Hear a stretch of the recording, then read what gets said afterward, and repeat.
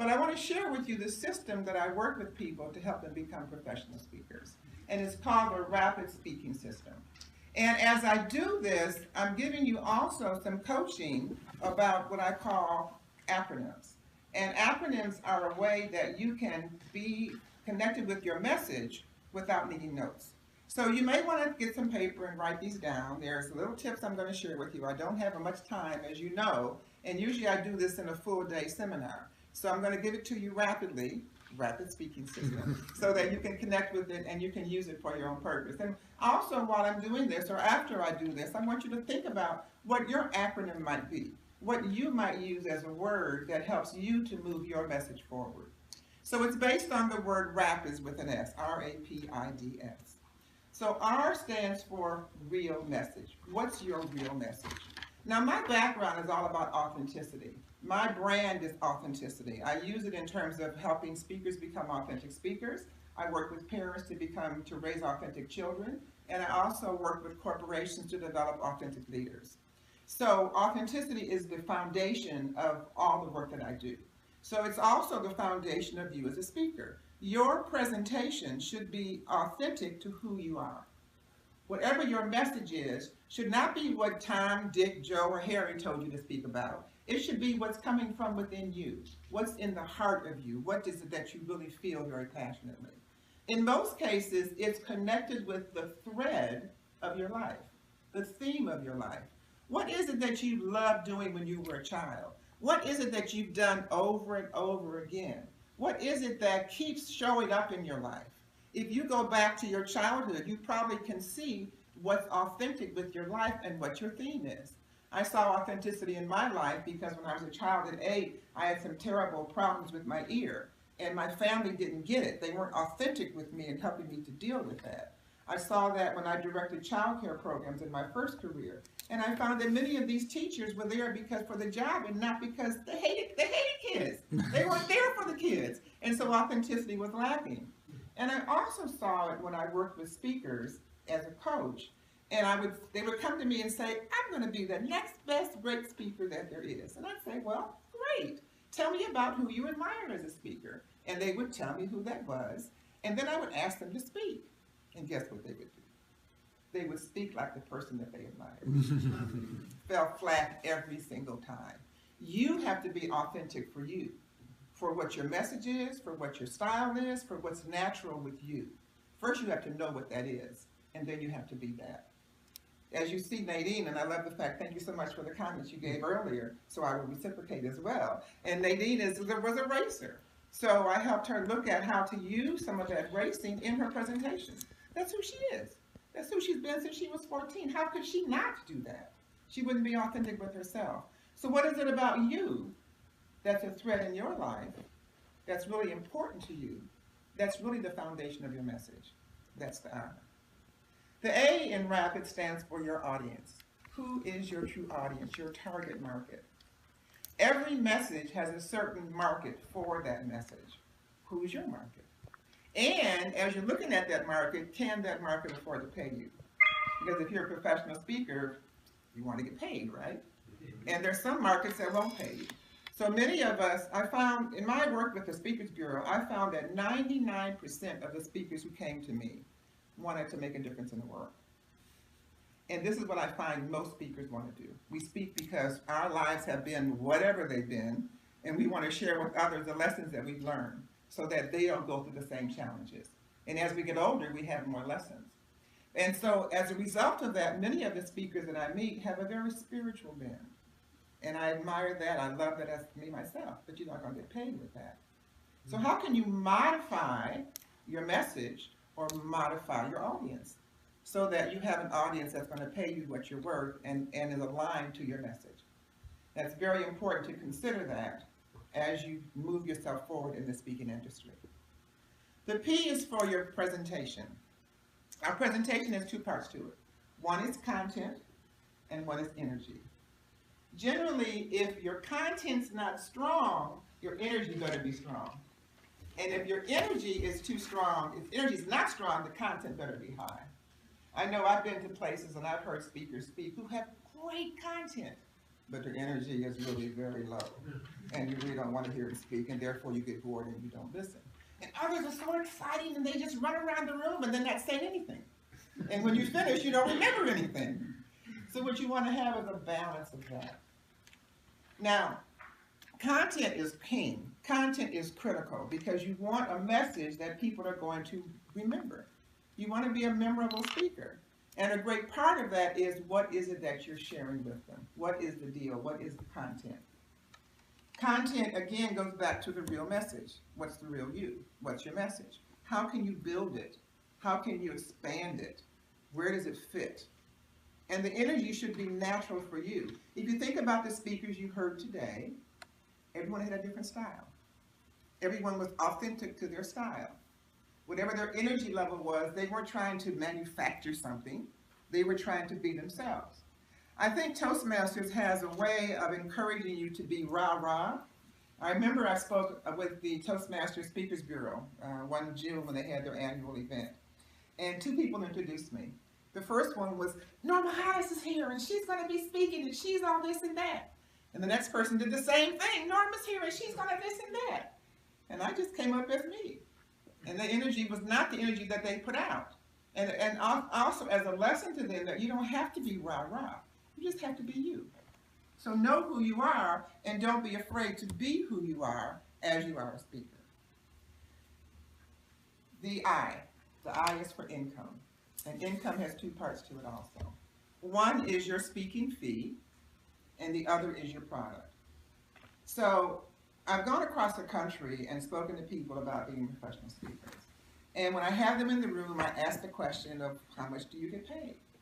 And many of them will raise their hand and say, yes, they get paid. And I ask them how much. And they probably say $500 or $100 an hour. And I say to every single one of them, as I will say to you, if you're courageous enough to get up here, if you've got a message that you know is good, and you have a good presentation, you should be at least asking for $1,500. You can always take less, but if you ask for $500, you'll never get $1,500. And in many cases, you should be asking for $3,000, depending on where you're at. But if you're courageous enough to stand up here and have a message to share, you should be asking for at least $1,500. Anyone here asking for $1,500 or more? All right, I know you are, for sure. But just keep that in mind, and don't be ashamed to ask for it. The question is, what's your budget? If they call you and ask you to speak, do you have a budget? And if you do, what is the budget? And then you can always say, oh, well, I'm happy to negotiate. Or if they say it's free, that's okay too, because you have the other part of income, which is product. Now, product is critical. Most speakers earn more money from product than they do from their speaking fee. I remember Les Brown, when Les first started speaking with product, he was just amazed. Because here's a man who's getting $20,000 a speech at that time. He's much higher than that now. And he went to an event and he spoke, and he actually made $48,000 in product. And he was aghast. Because when you go to things like that, you only return with 50% of what you sell, which is fine, $24,000 for an hour or 90-minute presentation. But he was also excited because there was another man there who was the last speaker of the day, who was a very quiet, unassuming gentleman who did $300,000, and half the audience had already left. So that's the power of product. That's the he walked home with $150,000. Anyone going to complain on that? I don't think so. So now we're on the D, and the D is distribution, and that's your marketing. How are you going to market yourself? You can have the best message in the world, but if you don't have a good marketing system, no one's going to know about it, and you're not going to earn any income. Now, marketing has to do with both online and offline. When I started my company in 1996, internet was just getting started. So all of my work was done through mail, which is very expensive. Now you have what I call the 3 M's of marketing, and that's your mouth, your mouse, and mail. So of course, mail is the most expensive, but your mouth is very inexpensive. For example, going to networking events, talking to other Toastmaster groups. You can do that all day long. I do a lot of telesummits. And by the way, I didn't mention in the presentation part, when you go to your own energy, there's multiple ways to speak. One of them is to be on stage as this is. Another one is to do telesummits. You can do facilitation, you can do MC. There's multiple ways. Connect with your own energy. Now, another way of marketing is also, I market through color, because I always wear orange. If you look at my table, you see orange. My suitcase is orange. My outfit is orange. I always wear orange. And I'm going to tell you a story that just happened to me 2 months ago. I was at a mastermind group in Philadelphia, and I had my orange shoes on. I had my orange suitcase. I was getting ready to leave. I had my orange jacket on. And I got in the elevator, and a lady was asking me, well, my gosh, even your nail polish is orange. And I said, yeah, my toes are too. You want to see? And then she said, well, what do you do? And on the elevator were some other members of my mastermind group, and they commented about what I do and kind of as a credibility piece. And I told her I work with people on authentic communication and authentic leadership. When we got down from the 51st floor to the first floor, and I'm walking out with my suitcase, about to have someone pick me up to go to the airport, this gentleman runs up to me. He says, I want to know more about what you do, and gives me his card. And he's an area manager in 4 states, and we're in communication now about coaching him and coaching his company. And that's all because I had on orange. That's funny. That's another marketing piece as well. All these little pieces will help you to become more successful in what you do as a speaker. And then the final letter is S, which is for systems. And you need systems as a speaker because you need order. And the systems, for example, would be systems of communication. So when you go to meetings, like when you leave today and you have people's cards, what do you do with them? Some people throw them in a shoebox and put them under the bed. But what you want to do is you want to put them into a system that enables you to communicate with people regularly. Those emails become the glue that connect you with other people. You never know where your next client is coming from, whether it's someone you meet because you're out networking, or whether it's someone that's been following you and you have no idea that they've been there. But I consistently, every single Tuesday, send out a newsletter, no matter what. Even if I'm not able to write one, as I couldn't last week, I go to my archive and find one from a few years ago and resend it.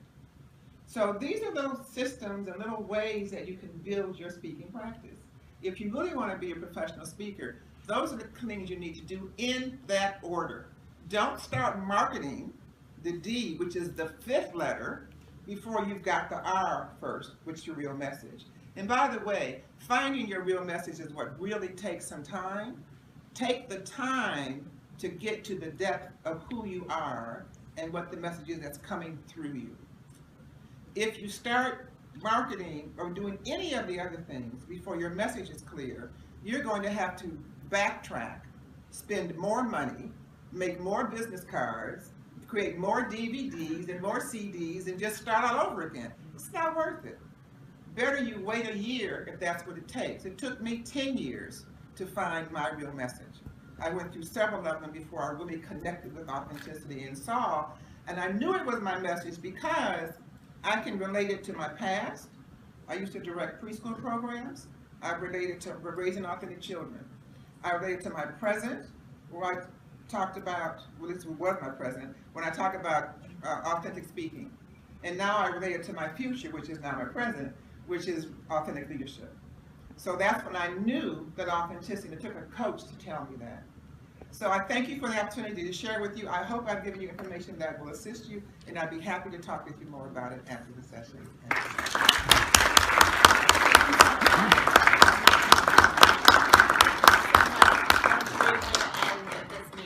I'm going to ask you just one question. What is the most common mistakes that you see in professional speakers? Speakers in terms of their speaking or in terms of their business? Because I talk more about the business of speaking. The business. They're starting too fast. Trying to move too fast before you're ready. For example, trying to market yourself before you know who you are. So always do things in order and take your time. You know, when I'm a little older than a lot of you, and I can tell you, you've got time. Take it and allow it to unfold, and that allows you to be the best speaker you can be. Thank you very much. Thank you.